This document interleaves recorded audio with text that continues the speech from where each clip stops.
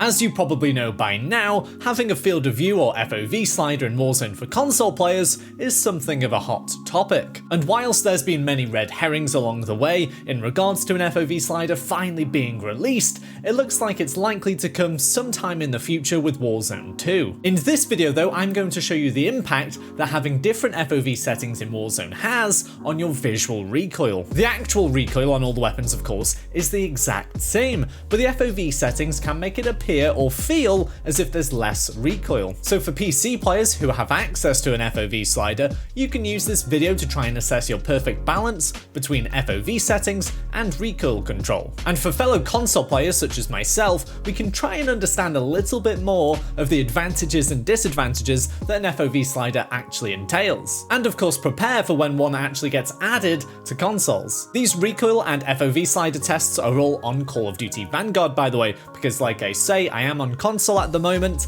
and Warzone doesn't have an FOV slider. The FOV setting itself is unaffected, which is what most people run, because you do get those advantages of the awareness of higher FOV when aiming down your sights, and as we'll see, you possibly get some advantages with your visual recoil. And thankfully there's no big downside to doing these tests on Vanguard, since the recoil control and visual recoil will be the same as it is on Warzone. We'll start with an MP40 meta build, before moving on to some other weapons and their meta builds, and see how they all react. So in these tests, I'm shooting at the same target again and again, and basically trying to control the recoil of each gun. Then in different FOV settings, so I've used 80, 100 and 120, we'll be able to see the differences in visual recoil. So we have the standard 80 FOV recoil for the MP40 here, with a slate reflector which has a 1.35 times magnification, and this will no doubt look familiar to many of you. When we compare this to 100 FOV, you can see there's actually not a huge amount of visual recoil difference,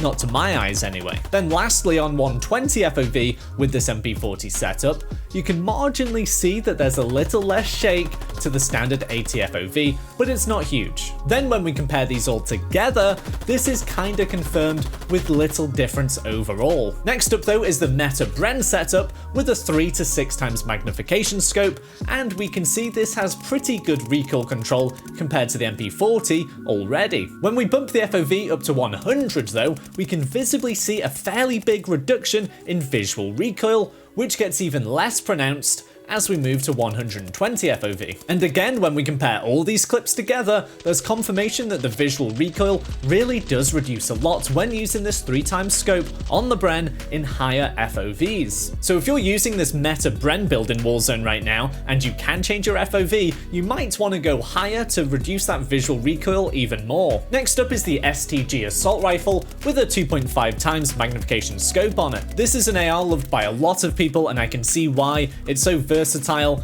and has pretty good recoil control already, and we can see that even on 80 FOV. As we move through to 100 though, we can see again that visual recoil doesn't seem anywhere near as bad, and when we go to 120, that's even more of the case. I wouldn't say it feels as reduced as it did with the Bren, but it's still pretty good. Okay, now last up we have the Cooper Carbine with a slate reflector on it, which has that 1.35 times magnification, but this time we've got an SMG meta build for it. So as you'd expect, the recoil is pretty insane on it right now. Even though this just has the slate reflector on it as the optic, there seems to be a pretty big difference when we go to those higher FOVs. When we compare them side by side here, you can see how someone playing at 120 FOV, for example, would be able to control their gunfight a little better than someone at, say, 80 FOV. I will say though that throughout all of these tests, there seems to be a huge role played by the optic you're using and its magnification, along with how FOV influences your visual recoil control. Generally, it appears that the higher magnification you have on your scope,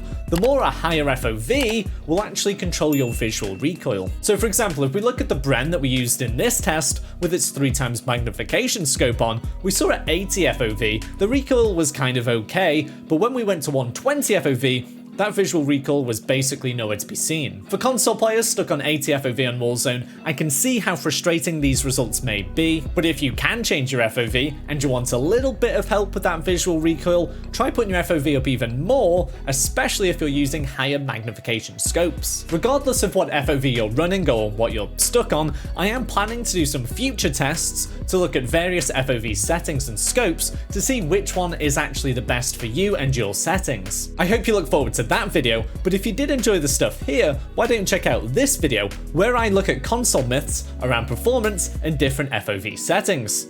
See ya!